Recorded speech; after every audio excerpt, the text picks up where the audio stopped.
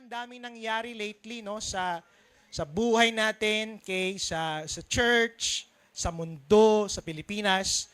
And I believe itong message natin is a timely word that I can say no, malaking tulong po especially sa bawat isa po sa atin.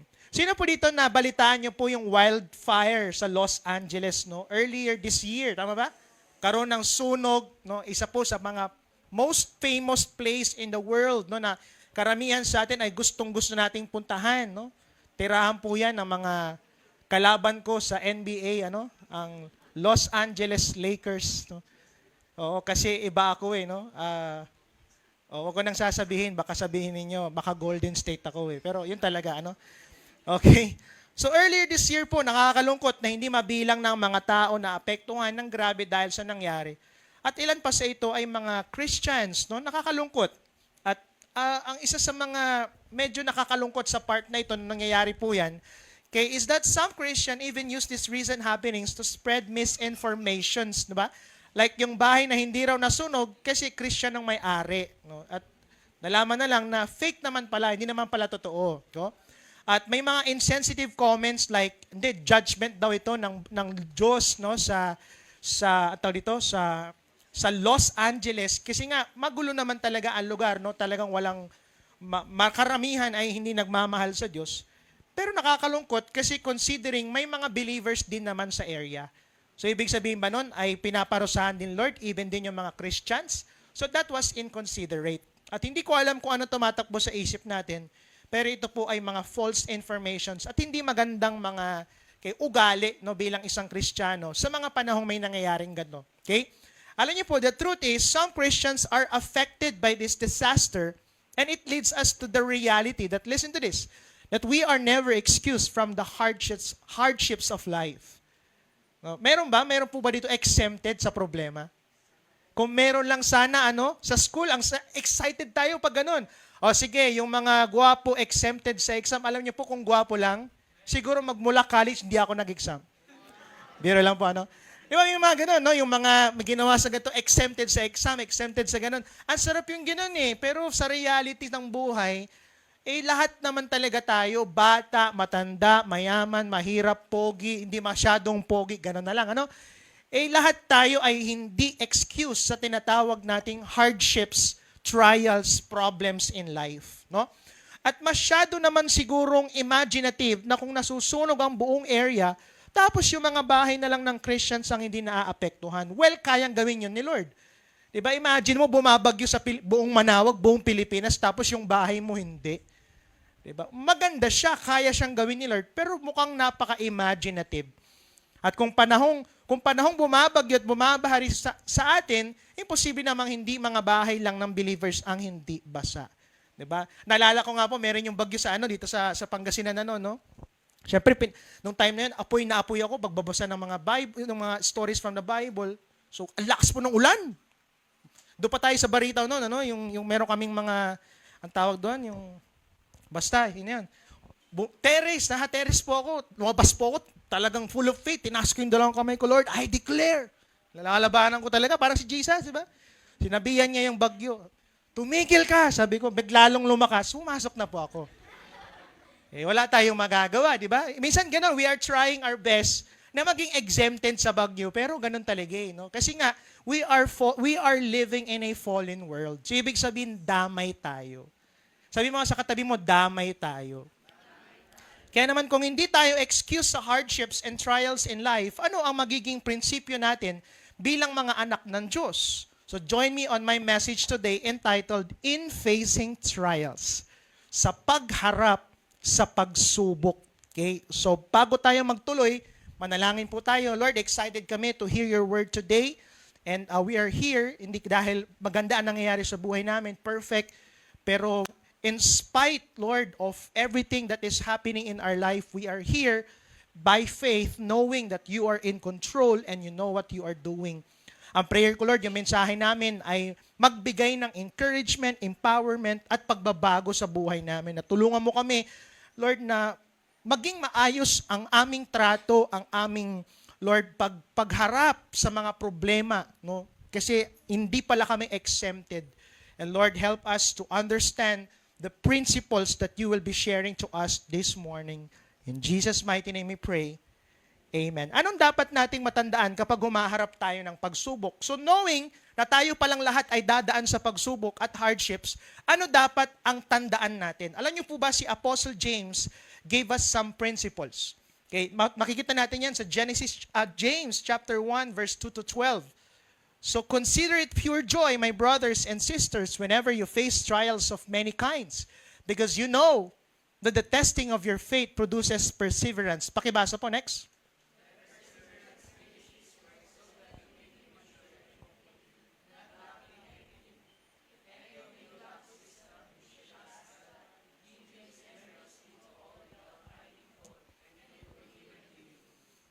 When you ask, you must believe and not doubt, because the one who doubts is like a wave of the sea, blown and tossed by the wind. That person should not expect to receive anything from the Lord. Next po.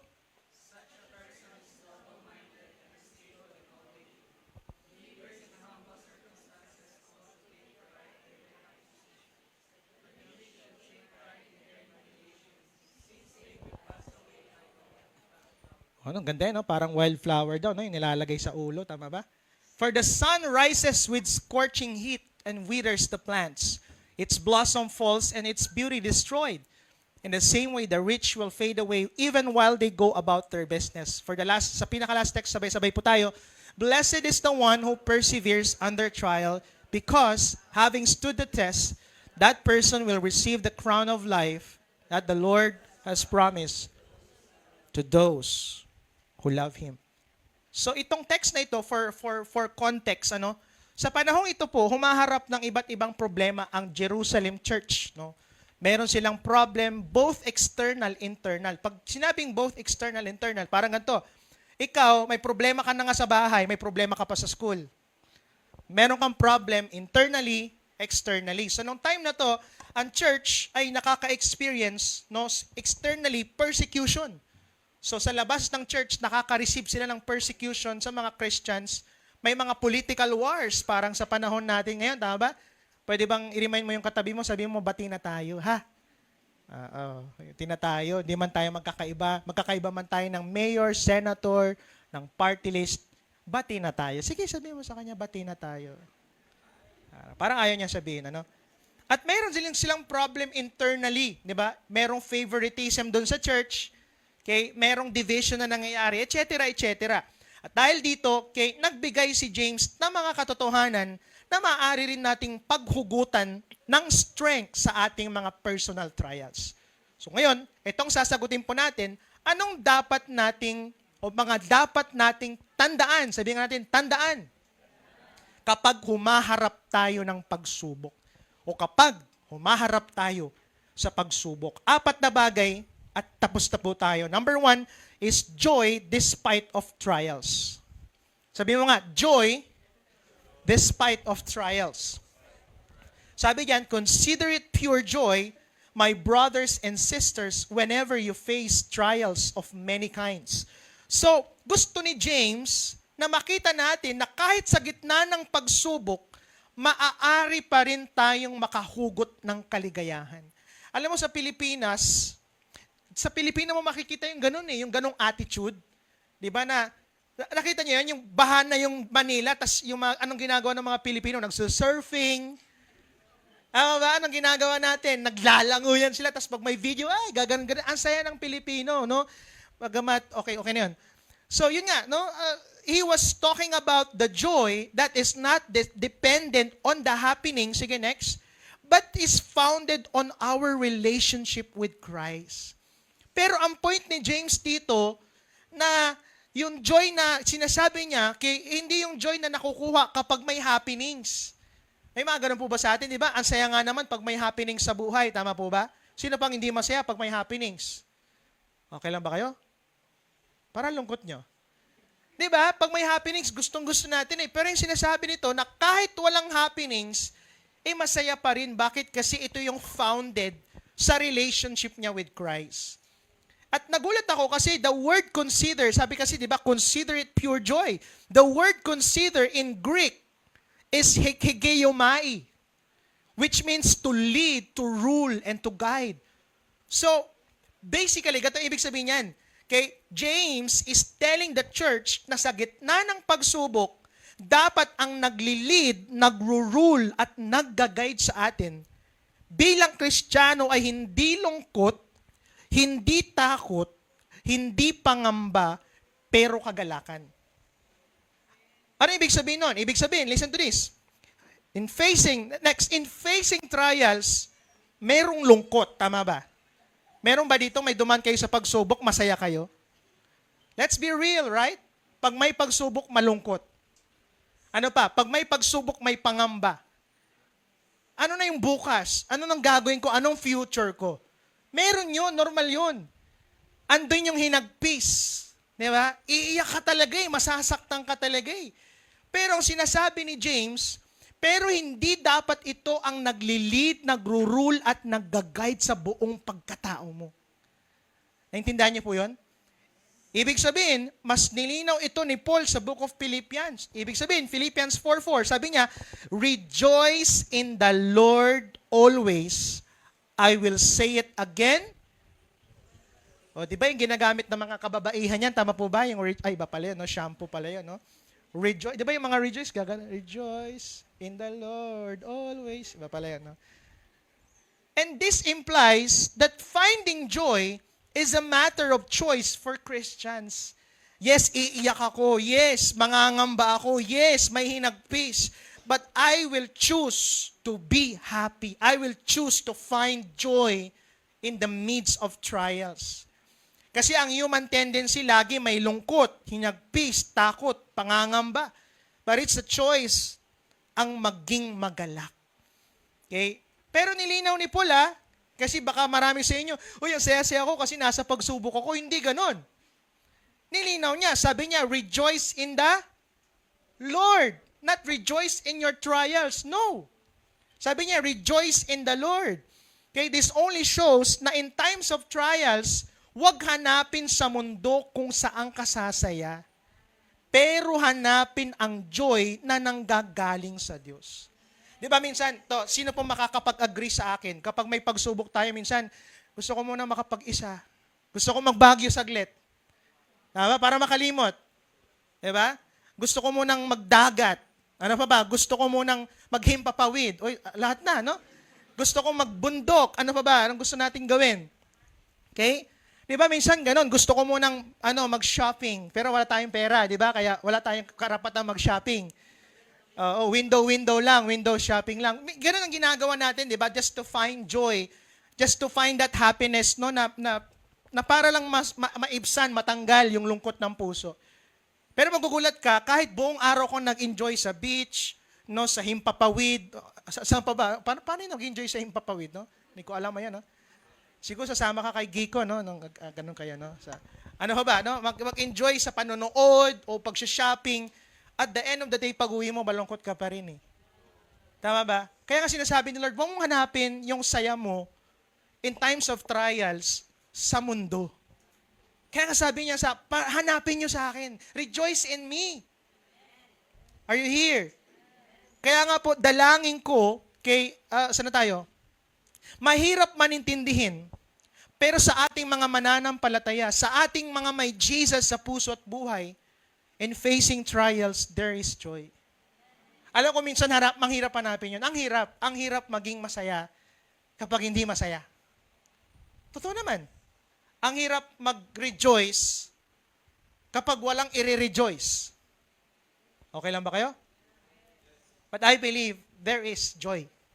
Kasi nasabi ni Lord, dalangin ko po na mahanap natin yung kaligayahang dala at dulot ng Diyos. At hindi ko alam gaano kasakit, kung gaano kahirap.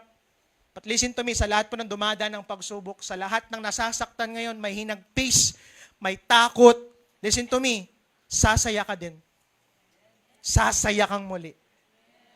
Hindi lang saya, pero saya na galing sa kagalakan ng Diyos. Bakit ko sinasabi to? Kasi yan ang sabi ni Lord, Tingnan mo, sabi niya sa Psalms 30 verse 5, sabi niya, weeping may stay for the night, but rejoicing comes in the morning. Alam mo anak, iiyak ka ngayon, pero bukas tatawa ka. Wala pong tatawa ngayon, okay? Bukas pa. O, tinan mo, tumatawa ka na. But the point here is, di ba, mayroon talagang times sa buhay natin na malungkot tayo. May season na gano'n. Pero sabi niya, huwag kang mag-alala, yung mga lungkot na yan, yung mga pangit na moment na yan, papalitan ni Lord yan ng mga masasayang moment. Lord, di sila naniniwala. Ayaw niyo po ba ng gano'n? But I believe, mamaya i-share ko po sa inyo, no, one of the greatest testimony of my lives. No? So, mahirap man intindihin, but I believe you will find that joy, the joy of the Lord. Amen? Palapakan natin ang Panginoon. Pangalawa, mga dapat nating tandaan kapag humarap tayo ng pagsubok. Number 2, blessing out of trials. Pag sinabing blessing, nasa isip natin is sakyan, cellphone, pera, tama ba? Mga material blessings. Pero magugulat kayo kasi yung sinasabi ng Bible na blessing dito out of trials is more than that. Sige, pag-usapan natin. Sabi niya, because you know that the testing of your faith produces perseverance. Can you say with me, perseverance? And let perseverance finish its work so that you may be mature and complete, not lacking anything. So binigay ni James ang reason na pagkukunan natin ng joy. Ano yun? Perseverance is the greatest and is the greatest blessings out of trials. Alam mo ba, ng pinakamagandang regalo ng trials, ng pagsubok sa buhay, perseverance. Explain ko yan mamaya. Sabi mo nga, perseverance. Kasi ganito yan, habang tayo ay nasusubok, ang faith naman natin ay lalong tumatatag. Habang ang faith ay tumatatag, mas lalo tayong nagiging perfect in Christ, meaning nagiging mature and complete tayo, not lacking anything. Sino po dito nag-mature sa inyong talino? Di ba? Kaya tayo nag-mature sa mga learnings na meron tayo ngayon kasi dumaan tayo ng napakaraming exams, quizzes. Tama ba? At mga pahirap ni teacher, ni principal. Tama ba? Are you here? Kaya ka nang matured, kaya ang galing mo. Of course, kaya pa English ka na. Kasi galing ka sa trials, galing ka sa mga testing, galing sa... Are you here? At sa buhay, ganun din po pala. Okay? Kaya nga sabi ng verse 9, believers in humble circumstances ought to take pride in their high position. Habang nakakaranas daw ng pagsubok, mas lalong nagiging mature ang katayuan natin kay Lord. Kaya magugulat kayo mga taong dumaan sa pagsubok, grabe yung believe nila kay Lord. Grabe yung faith nila kay Lord. Hindi dahil kilala lang nila si Lord, dahil nakikinig sila sa church, nagbabasa ng Bible. No. It's because dumaan sila sa mga matitinding pagsubok pero napagtagumpayan nila. Sino po dito, aamin kayo, napansin mo na nag-mature ka after trials? 'Di ba? Nung naghirap kayo, nag-mature ka eh. Nung nawalan tayo ng mahal sa buhay, nung nawalan ka ng opportunities, nag-mature ka eh. Tama ba? Sometimes, yung mga trials na yan, ang nagdadala sa atin sa maturity natin. Sabi ng verse 10, but the rich should take pride in their humiliation, since they will pass away like a wildflower. While ang mga mayaman naman ay dapat magkaroon ng pride in their humiliation, dahil habang binababa sila ng Lord through challenges, nagde-develop ang kanilang spiritual life. Ibig sabihin, ang pagiging mayaman ay temporary lang, ngunit ang resulta ng perseverance ay hindi kailanman mawawala. Tanungin mo ako, anong pipiliin ko? Yung mayaman o yung may perseverance? Pipiliin ko yung may perseverance. Dahil sa akin, bakit? Kasi pag mayaman ka lang, wala kang perseverance, mawawala yung yaman mo. Pero pag may perseverance ka, mawala man lahat sa'yo, magtutuloy ka pa rin. Bakit? Kasi pursigido ka eh. Hindi, pagsubok lang to. Kayang-kaya ko to, mapaglalabanan ko to. Are you here? Okay lang ba kayo? Sabihin mo nga sa katabi mo, perseverance. And believers, whether they are rich or poor, can find joy in trials, for their faith is strengthened. Amen? Amen? Romans 5:3-4, not only so, but we also also glory in our sufferings, because we know that suffering produces perseverance, character, and character hope. Listen to me. Sa trials, lalabas ang mas matibay na pamilya. Amen. Are you here? Sa trials, lalabas ang mas matibay na simbahan. Sa trials, lalabas ang mas matured at mas matibay na ikaw. Yan ang pinakamalaking pagpapala ng trials. Are you here? That's number 2. Okay, ano number 2 natin? Blessing out of trials. Number 3, okay, na kailangan nating tandaan kapag humaharap ng pagsubok, wisdom to face trials. Sabi nga po natin, wisdom. Alam niyo po, para sa mga tao noon, ang karunungan ay nagdadala ng kaayusan. Okay? So, kaya ang instruction ni James, kapag humaharap daw ng problema, sabi niya, ask ka kay Lord ng wisdom. Hingi ka kay Lord ng wisdom. Sabi nga ng verse 5, if any of you lacks wisdom, ano sabi? You should ask God, who gives generously, okay, to all without finding fault, and it will be given to you. Ibig sabihin, believers must depend on God's guidance when dealing with challenges of life, for His wisdom brings order. Sino po dito amin kayo na mostly gumugulo ang buhay natin kapag merong trial sa buhay? Hindi tayo maayos kausapin, tama ba? Hindi tayo maayos magsalita. Minsan, magulo na nga yung problema, magulo ka pang tao. Magulo ka pang mag-isip. Kaya nga sabi ni Lord, kapag may trials ka, hingi ka ng wisdom sa akin. Kasi bibigyan kita ng order. Bibigyan kita ng guidance. Kasi ang kailangan natin pag nasa trials, guidance eh. Kailangan natin wisdom. Are you here? Kailangan natin leading, Lord. Anong gagawin ko? Anong gagawin ko, Lord? Hindi ko na alam. And that's the time, sabi ni James, ask ka ng wisdom. Yung wisdom ni Lord will help us understand and respond in a way that brings order, not chaos. Para yung problema mo, hindi na magdulot pa ng mas malaking problema. Pero yung problema mo, maidala mo kay Lord at ilagay ka niya sa kasagutan ng problema mo. Kasi pag walang wisdom, sabi mo nga sa katabi mo, magwawala tayo. Tama ba? Pag walang wisdom, kaya nakikita mo yung mga walang wisdom, laging nakikipag-away yun. Yung mga walang wisdom, si Solomon po, nung panahon niya, siya lang po ang hari na walang away. Kasi meron siyang wisdom. Are you here? Why ask for wisdom? Sabi ni James, kasi generous si Lord. So if you are asking now, Reb, di ko alam anong gagawin ko sa family ko ngayon. O di ask ka kay Lord. Reb, may problema ako sa business ko, di ko alam gagawin ko. Di ask ka kay Lord.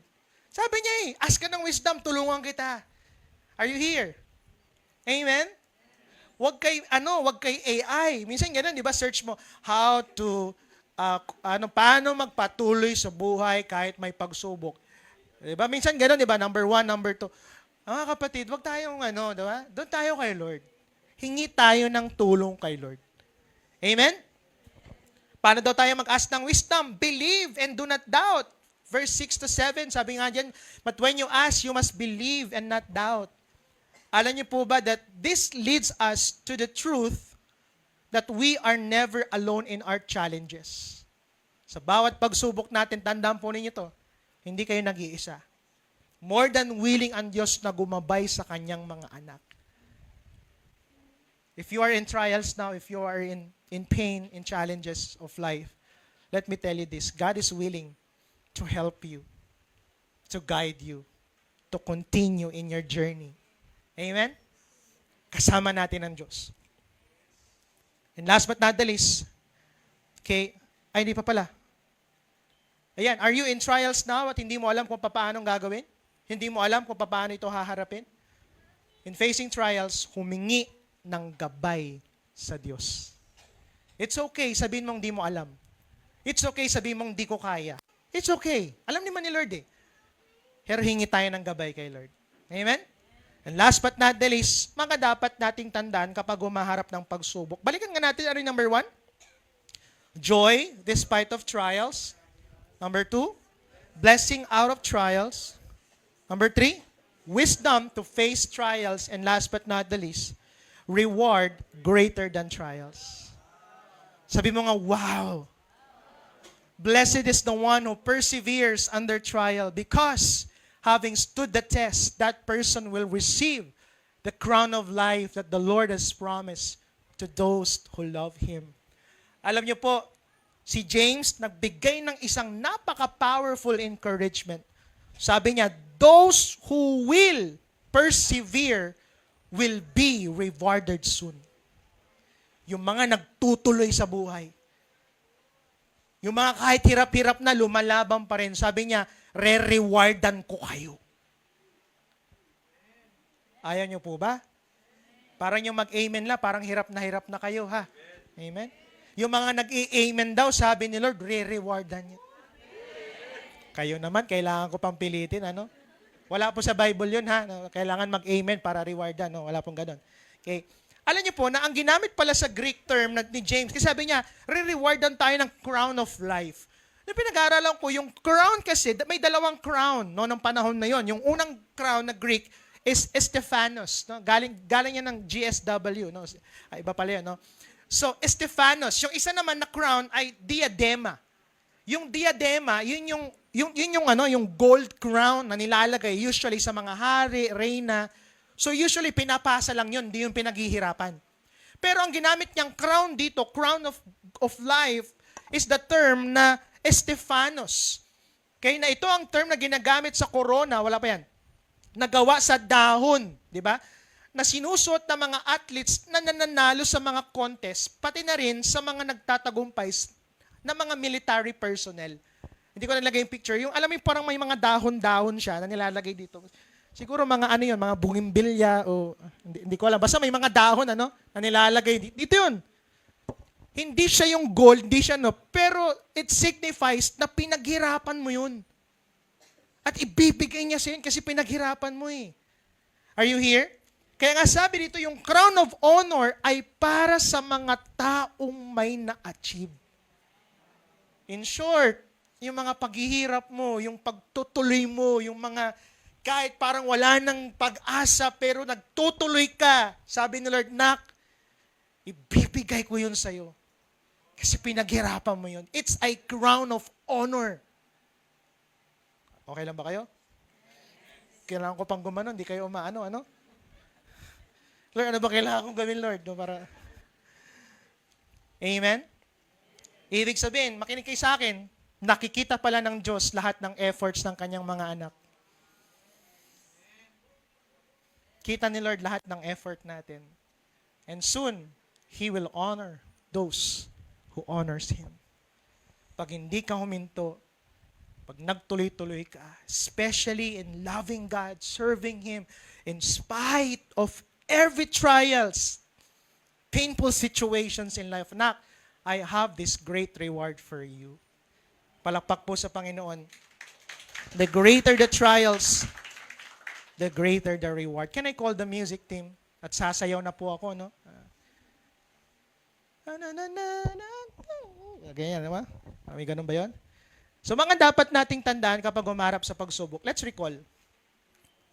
Number 1, joy despite of trials, blessings out of trials, wisdom to face trials, and reward greater than trials. Pag dumanan tayong pagsubok, tandaan mo lagi, Lord, tulungan mo ko, Lord, hanapin yung saya. At Lord, tulungan mo ko na ma-receive yung perseverance, di ba? Na magtuloy ako. Because that's the greatest blessings.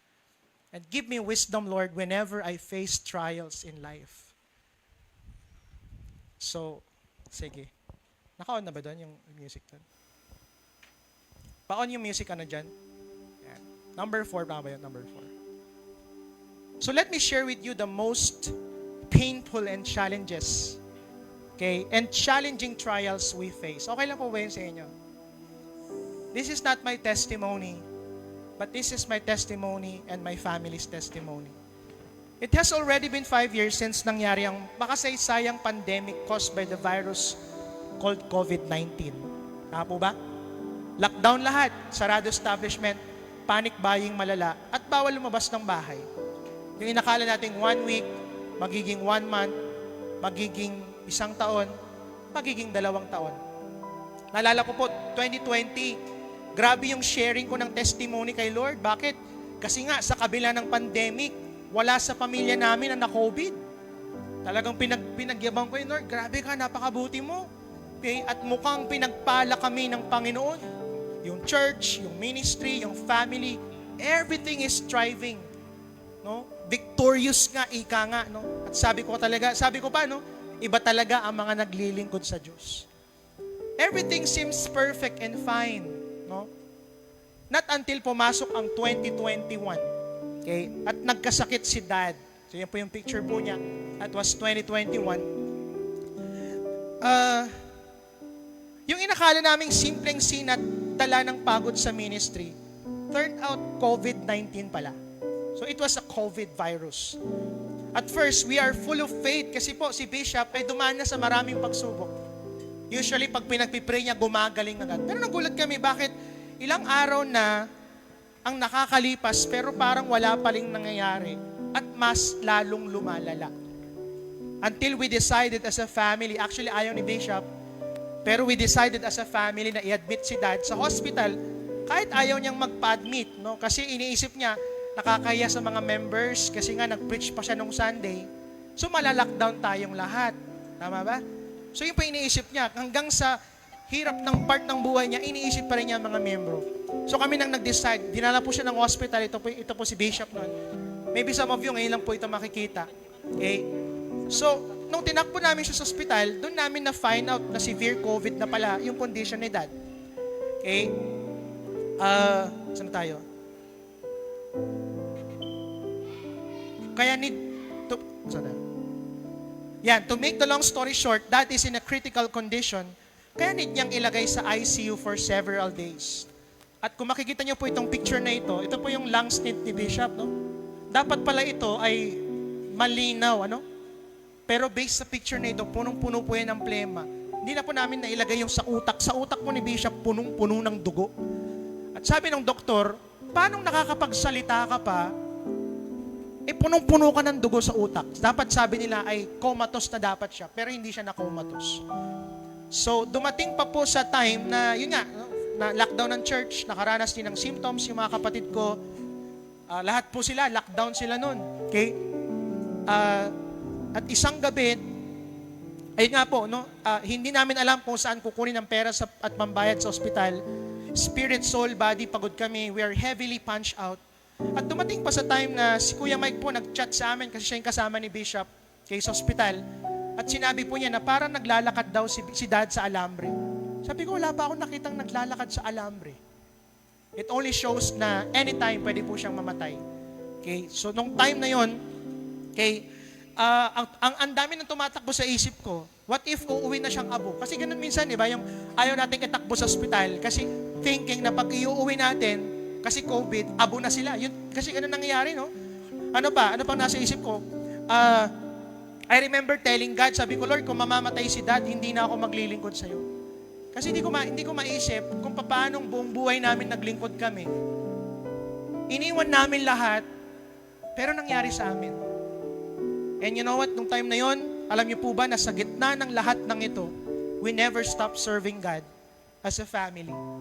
Despite the challenges, bumuhos ang suporta ng buong body of Christ at tinulungan po kami sa mga gastusin sa ospital.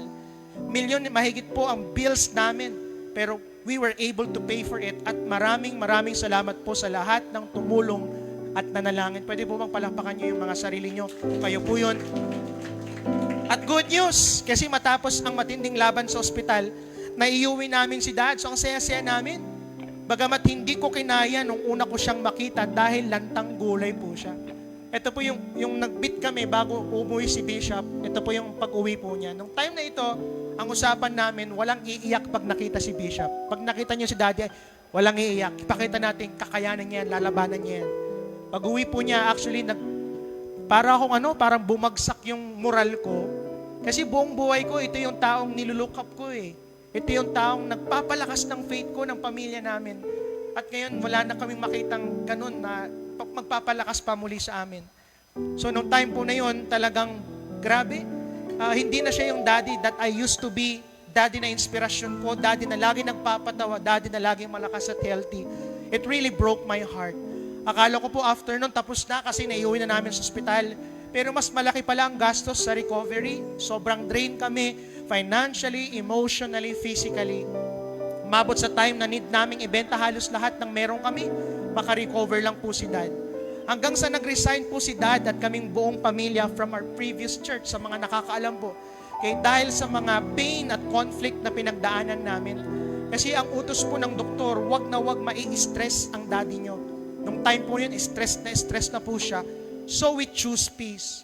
So nawala na lahat sa amin, yung dating sama-samang naglilingkod. Kasi bata pa lang po kami, naglilingkod na kami sa Lord eh. Bata lang kami. Nagtutugtog ako sa church. Tumutugtog ako sa church at the age of 6. Buong buhay na namin, sinerve na namin kay Lord. Pero sabi ko, bakit ganoon? So to make the long story short po, nagkagulo-gulo po kami. Sana tayo. Nawala na lahat sa amin, yung dating sama-sama naglilingkod, nagkawatak-watak dahil finokus namin ang kung paano bubuhayin ang mga sariling pamilya namin. At naalala ko po nung tumira sina daddy at mami sa bahay kasi nga wala na silang pambayad sa rent po nila. Wala na kami ng bayad. So nagsama kami doon sa bahay.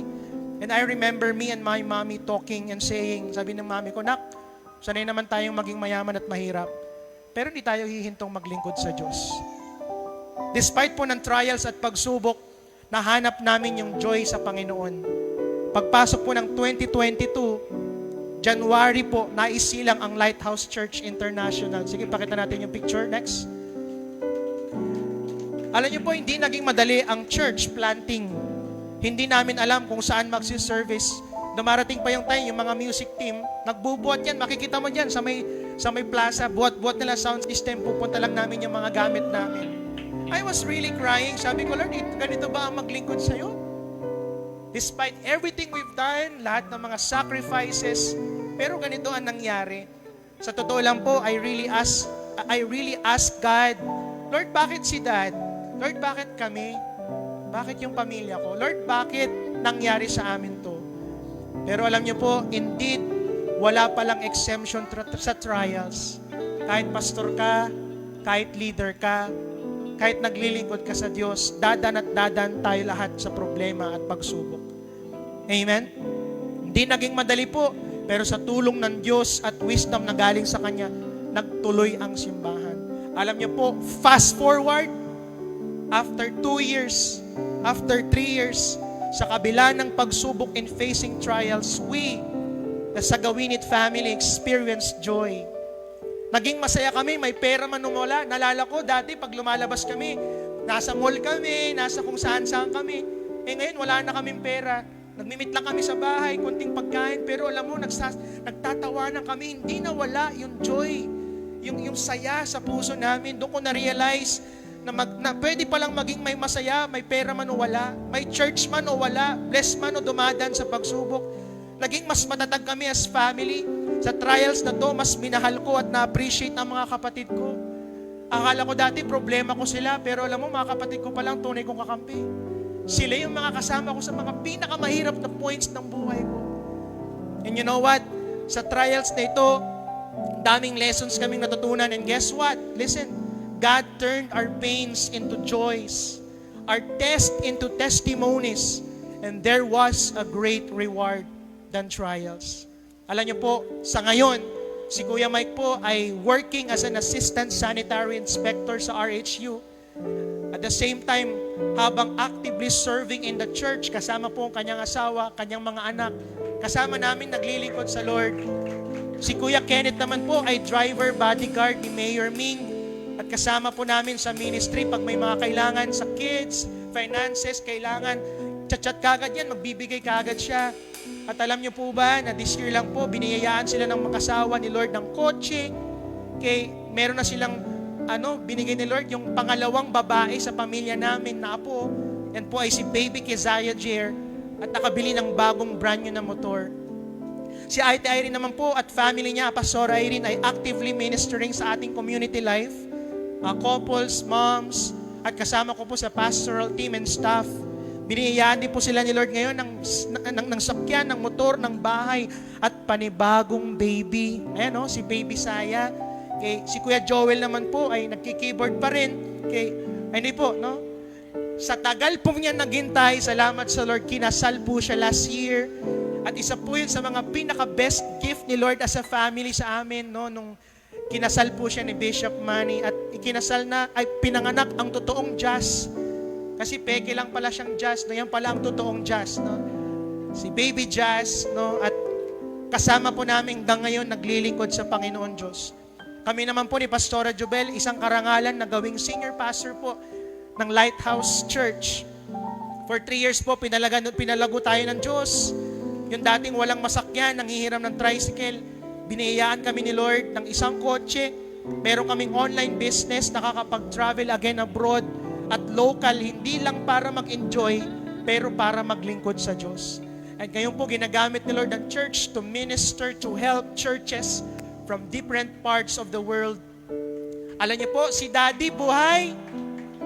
Sila Daddy at Mommy, akala ko tapos na si Lord sa kanila, hindi pala. Yung inakala ng kaaway na tagumpay niya, tagumpay pala ng Diyos.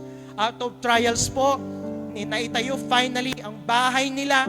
Okay, at ano pa yun? Kasama ko sila in pastoring the church as my advisor.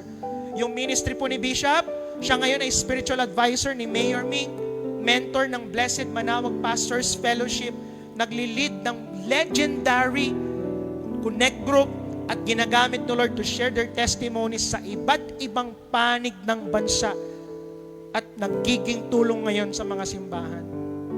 Mga kapatid, 3 years po ito na dumaan kami sa mabibigat. Marami sa inyo hindi ko sinasabi. Nagpipreach ako every Sunday pero pag uwi ko umiiyak ako. Actually, hindi ko nasabi dito, but I experienced depression. Feeling ko wala akong kwentang tao. Feeling ko wala akong kwentang pastor. Nagpipreach ako pero feeling ko walang mangyayari sa akin. But you know what? Na-realize ko sa trials, naging matatag kami. Sa trials, nahanap namin ng totoong buhay at totoong saya. Sa trials, mas lalo naming minahal si Lord at mas lalo kaming naglingkod sa Kanya. Ngayon po, magmula po kay Daddy Bishop, sa kanyang mga anak at hanggang sa kanilang apo, kami po ay naglilingkod sa Panginoon Diyos. Palakpakan po natin ang Panginoon. Mga kapatid, this message is a reminder that hardships of this life are never final. Mga kapatid, yung trials mo, yung pagsubok mo, it's not final. It's just trials. Mapagtatagumpayan nyo rin yan. Tulad ng ginawa ni Lord sa amin, hindi man madali, hindi man ganong kabilis.